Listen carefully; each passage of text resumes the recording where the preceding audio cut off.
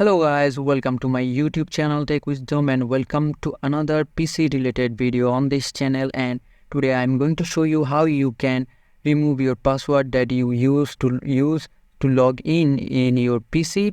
If you want to remove your login PC password, you can follow my step.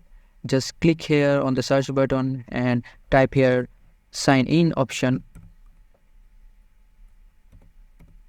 You can see this option. Just click that option. After clicking it,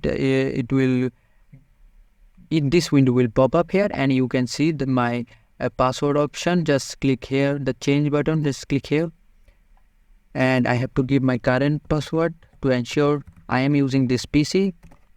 And here you can see I can change my password here, new password, re-enter your password and password in, but I'm just going to remove it. To remove it, all I need to do is just click this next option and just click finish.